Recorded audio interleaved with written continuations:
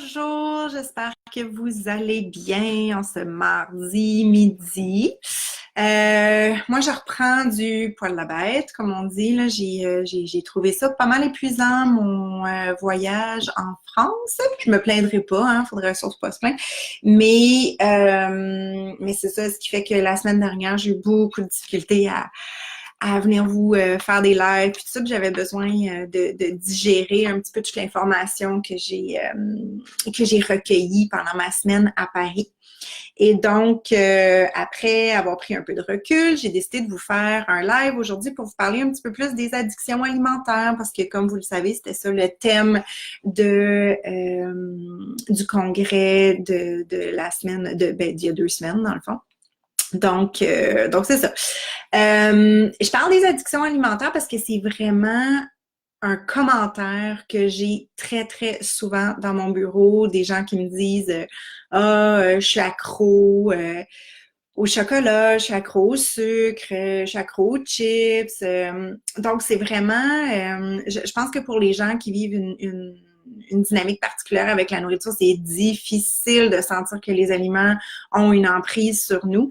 Puis, je veux juste vous dire aussi, faites-moi des petits coucous quand vous arrivez au fur et à mesure pour que je sache qui est là. Puis, n'hésitez pas à me faire vos commentaires puis me poser vos questions si vous en avez en cours de route. Donc c'est ça. Fait que je pense que l'expérience des gens qui ont une dynamique particulière avec la nourriture, c'est vraiment que ces aliments-là ont un contrôle sur eux, exercent un contrôle de la même façon qu'on pourrait voir une certaine dépendance. Fait que on en parle un petit peu plus aujourd'hui. Je suis allée fouiller un petit peu dans les recherches aussi qui avaient été faites sur les dépendances pour vous trouver des études intéressantes là, desquelles on peut discuter aujourd'hui. Fait que la première chose que je veux juste vous rappeler, je vous en avais parlé quand j'étais à Paris, c'est que vraiment, c'est super important de faire la distinction entre des dépendances comportementales versus une dépendance à une substance. Donc, une dépendance à une substance, c'est vraiment la substance qui crée la dépendance. Par exemple, une dépendance à l'héroïne ou une dépendance à la cocaïne. Donc, c'est vraiment la substance qui va générer le comportement de compulsion, si on veut, face à cette substance-là. Une dépendance ou une addiction comportementale, ce n'est pas l'objet de l'addiction qui crée la dépendance, c'est plutôt la façon dont on l'utilise. Ce que je veux dire par là, c'est comme par exemple l'activité physique. Ben on le sait, l'activité physique en tant que telle, c'est pas une drogue. Ceci dit, il y a des gens qui peuvent créer une dépendance, qui peuvent avoir ou développer une dépendance à l'activité physique. Fait qu'on s'entend que c'est pas tout le monde qui fait de l'activité physique qui a ce sentiment-là de dépendance ou d'addiction, mais c'est possible. C'est la même chose pour le sexe et c'est la même chose pour le magasinage et c'est la même chose pour la nourriture. Donc, c'est important parce que les nutriments ou les aliments n'ont pas le pouvoir de créer la dépendance. C'est vraiment la façon dont on va y avoir accès, puis la façon dont on va les manger qui va mener à la dépendance. Donc, la première chose qu'il faut comprendre, c'est que c'est l'accès aléatoire ou intermittent à une substance qui va créer l'addiction.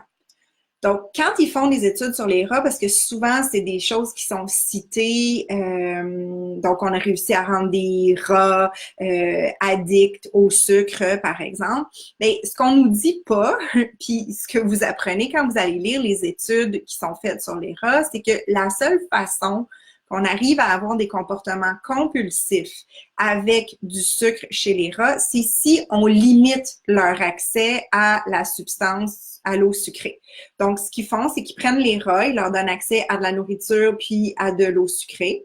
Puis quand on leur donne accès en continu à la nourriture puis à l'eau sucrée, les rats gèrent ça super bien, il n'y a pas de problème, ils en prennent un peu, ils n'ont pas de comportement de binge. Si, par exemple, on les met en état de jeûne, pendant 12 heures, puis qu'ensuite on leur donne accès, là, ils vont commencer à avoir des comportements compensatoires. Donc, le seul temps où on arrive à à créer une dépendance, c'est quand on leur donne pas accès tout le temps. Quand ils ne savent pas quand est-ce qu'ils vont avoir accès, à ce moment-là, dès qu'ils ont accès, ils ont des comportements compulsifs. Puis, on pourrait, dans le fond, rendre les gens dépendants à l'eau si on leur donnait juste un accès irrégulier à l'eau, par exemple.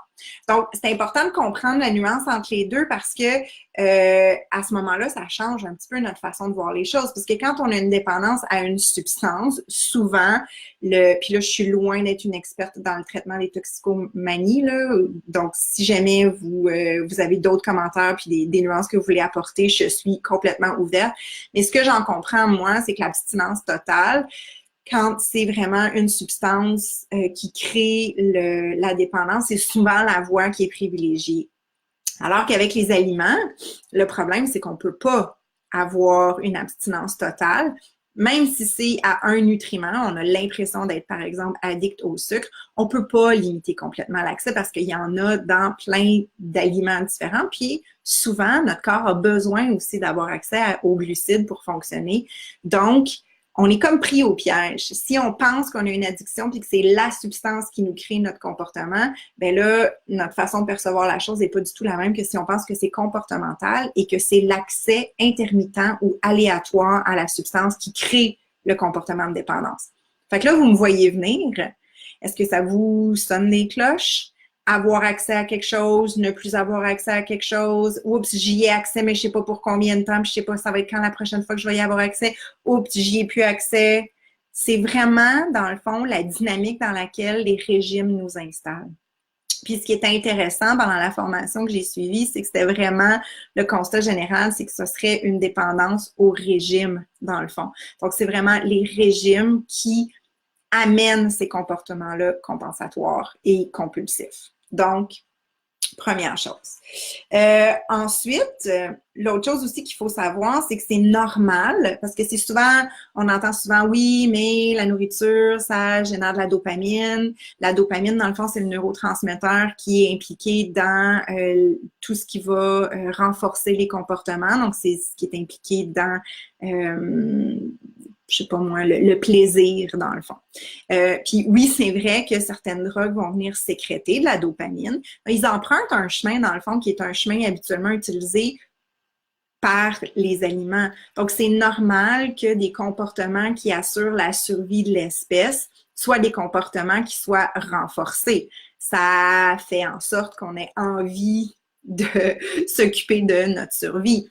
Puis quand on enlève ce système-là chez les rats, ben, donc, on enlève le système de dopamine, ben, les rats, ils sont plus intéressés, ils se laissent mourir de faim, dans le fond. Donc, ce système-là, il y a une fonction vitale qui va faire en sorte qu'on va vouloir se reproduire, qui va faire en sorte qu'on va vouloir aller se nourrir, qu'on va vouloir avoir plein de comportements qui vont assurer notre survie. Fait qu'à la base, c'est pas une mauvaise chose que quand je mange, ça sécrète de la dopamine, puis que là, ça vient jouer dans la sphère du plaisir puis du renforcement. Ça va? Fait que ça, je pense que c'est important aussi de le mentionner. Quand on regarde, par exemple, des gens qui sont eux aussi, parce que bon, je vous ai parlé des études sur les rats, mais on peut faire la même chose aussi, évidemment, avec des êtres humains, puis c'est ça qui nous intéresse le plus. Ce qu'on voit, c'est que les gens qui sont en état de jeûne vont avoir une sursécrétion de la dopamine quand ils vont recommencer à manger. Fait que ça, c'est intéressant aussi parce que dans le fond, l'effet renforçant du fait de manger des aliments qui sont gras et sucrés est amplifié quand on vient de vivre un jeûne. Donc, on voit vraiment une différence. Ils font des études, entre autres, avec des adolescents qui ont été sur un régime pendant un certain temps. Puis après ça, ils regardent la quantité de dopamine qui est sécrétée quand on leur donne des aliments qu'on dit glucido-lipidiques, donc qui contiennent des glucides puis qui contiennent du gras. Puis on voit que la sécrétion de dopamine est plus grande que chez ceux qui n'ont pas vécu de jeûne. Fait qu'encore une fois, c'est vraiment le fait d'avoir été au régime qui fait en sorte que la nourriture a un effet renforcement encore plus grand qu'à la norme. Ça va? Ensuite, d'autres études que j'ai trouvées. Il y a l'étude très, très connue qui est l'étude du Minnesota qui a été faite chez des jeunes hommes qui étaient en bonne santé, qui n'avaient aucune préoccupation par rapport à la nourriture. Je pense que c'est une étude qui a été faite dans les années 50. Puis, ce qu'on a fait, c'est qu'on a pris ces jeunes hommes-là qui étaient en santé, pas de préoccupés par la nourriture, puis on les a mis au régime. on leur a fait perdre du poids. On leur a fait perdre à peu près 25% de leur poids. Fait qu'on les a pas complètement affamés, mais on leur a donné vraiment moins de nourriture que ce que ça prenait pour assurer le maintien de leur poids général. Puis, un des constats qu'on a eu, c'est qu'on a vu apparaître plein de comportements et de préoccupations qu'on voit normalement dans les troubles alimentaires, puis chez les gens qui font des régimes. Puis, un commentaire qui a été relevé, c'est que ce que les hommes ont trouvé le plus désagréable de cette étude-là, c'était pas de souffrir de la faim, mais c'était la préoccupation constante. Le fait qu'ils pensaient tout le temps à la nourriture, c'était hyper envahissant. Ils se mettaient à échanger des recettes, alors que c'était pas nécessairement des gens qui cuisinaient à la base, mais ils pensaient tout le temps à la nourriture, c'était tout le temps dans leur tête. Fait que ça aussi, c'était intéressant parce que on en parle dans les addictions de cette préoccupation-là, les aliments qui nous appellent du garde-manger, j'y pense tout le temps, c'est tout le temps dans ma tête, etc. Mais dans le fond, c'est vraiment la carence en aliments, donc le fait de ne pas manger suffisamment, comme quand on fait un régime, qui vient à créer cette préoccupation-là puis cette obsession-là des aliments. Mais l'impression qu'on a, c'est qu'on est dépendant à ces aliments-là. Fait que ça aussi, c'est un aspect intéressant à garder en tête. Puis, la dernière chose que je voulais vous dire aussi, c'est que ce qu'on voit, puis ce qui vient un petit peu... oups, j'ai l'élastique de ma fille dans les mains. Ce qu'on voit aussi, c'est que donc, quand on est dans un processus pour essayer de rétablir un comportement plus sain avec les aliments, la stratégie qui est utilisée, c'est de donner un accès à nos aliments qui sont problématiques, les aliments avec lesquels on a des compulsions. Puis, plus on a accès à ces aliments-là, puis plus on est profondément convaincu qu'il va toujours en avoir, que c'est pas la dernière fois que je vais en manger, que j'ai le droit d'en manger de manière inconditionnelle, plus on voit une diminution dans les compulsions. Or, quand on parle d'addiction plus aux substances, normalement, c'est l'effet contraire qu'on devrait voir. Donc, plus j'ai accès à la substance qui génère mon addiction, plus je devrais être en comportement compulsif. Donc, ce qui est important vraiment de comprendre, c'est que pour être en mesure d'écouter et de ressentir son rassasiement, ça prend 3 conditions. La première condition, c'est vraiment d'être attentif au plaisir que nous procurent les aliments. Donc oui, le plaisir, c'est votre allié dans le fond. Quand on mange des aliments qui nous donnent envie, quand on aime les aliments qu'on mange, ça vient jouer sur la sécrétion de dopamine, puis la dopamine, ça joue dans la satiété. Donc, ou dans la sensation de rassasiement. Fait que ça, c'est la première condition. La deuxième condition, c'est qu'il faut que je sois présent quand je suis en train de manger ces aliments-là. Il ne faut pas que je sois distrait. Donc, oui, c'est sûr que ça implique pas de télévision, puis pas d'ordinateur, puis pas être en train de lire, puis faire 1000 autres choses pendant qu'on est en train de manger, mais ça implique surtout de diminuer la distraction principale quand on mange, qui sont vos pensées. Donc, si j'ai l'impression de faire quelque chose de mal quand je suis en train de manger un morceau de chocolat, que dans ma tête, ça commence à tourner, puis que là, je me dis tu devrais pas être en train de manger du chocolat, le chocolat, c'est pas bon pour toi, tu le sais comment t'es quand tu manges du chocolat, essaie de te limiter à un carré, oui, mais là, j'ai pas le goût de chocolat noir, j'ai le goût de chocolat au lait, puis bon, en tout cas, vous pouvez imaginer un petit peu là, le cycle des pensées qui peuvent sortir. Mais là, vous n'êtes pas du tout attentif à ce qui est en train de se passer. Vous êtes vraiment distrait par vos pensées. Donc, encore une fois, c'est la mentalité régime qui vous amène à pas remplir une des conditions qui va vous permettre d'écouter et de ressentir votre rassasiement. Puis la dernière condition, la troisième condition, c'est celle de sécurité. Puis là, je parle pas de la sécurité, genre d'avoir peur pour notre tu sais, qu'il y a quelque chose qui nous arrive ou qu'on se fasse frapper ou qu'il y a une bombe qui explose. C'est vraiment plus la sécurité qui va jouer sur notre peur d'avoir faim plus tard ou notre peur de manquer de cet aliment-là plus tard. Donc, si je suis profondément convaincue que la prochaine fois que je vais avoir envie de manger du chocolat, il va encore en avoir, que ce soit plus tard dans la journée ou que ce soit demain ou après-demain, puis qu'il n'y a pas de conditions rattachées à ma permission de manger de cet aliment-là, à ce moment-là, je suis capable de ressentir mon rassasiement et de l'écouter. Donc, ce qui arrive, c'est que souvent, quand on est en dynamique particulière avec la nourriture, on remplit pas ces 3 conditions-là. Donc, soit je suis pas attentive au plaisir, ou bien je me force à manger des aliments qui me tentent pas parce que c'est ceux-là que j'ai le droit de manger. Je suis souvent dans ma tête en train d'avoir un discours hyper envahissant qui commente mes comportements alimentaires. Puis quand je mange quelque chose que je devrais pas manger, ben, je suis en train de me dire que c'est la dernière fois que j'en mange, puis ben là, je sais pas ça va être quand la prochaine fois que ça va se produire. Donc, tout ça pour vous dire que le fait que ces 3 critères-là ne sont pas rencontrés quand on fait des régimes qui donnent des comportements compulsifs. Donc, c'est ça. Fait que je vous fais une synthèse rapide là, de ma compréhension puis de ce que j'ai retiré de ma formation il y a 2 semaines.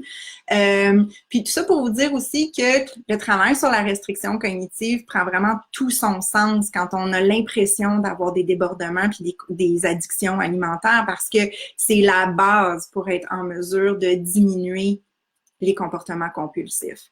Puis, c'est sûr qu'il faut aussi, à travers ça, travailler à mieux reconnaître nos signaux de faim et de rassasiement, parce que plus on les reconnaît, plus on est capable, avec les aliments qui rencontrent ces 3 conditions-là, de les écouter, puis après ça, on est capable de faire la distinction des autres facteurs qui peuvent influencer sur nos comportements alimentaires.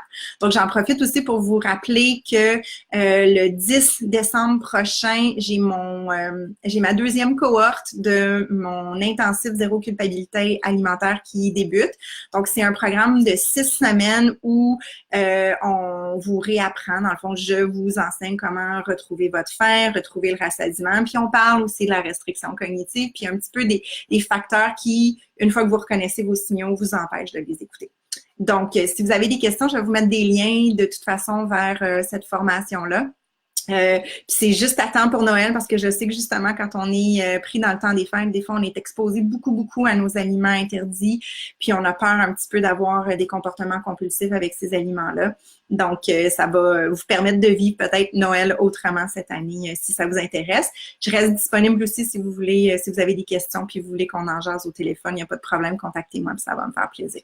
Fait que je vous souhaite une belle journée puis on va se revoir vendredi. Je vais vous parler un petit peu plus du programme puis des questions des fois que les gens ont avant de débuter ce 6 semaines-là pour apprendre à décoder vos vrais signaux de faim et de rassasiement. Je vous souhaite une belle fin de journée tout le monde. Au revoir.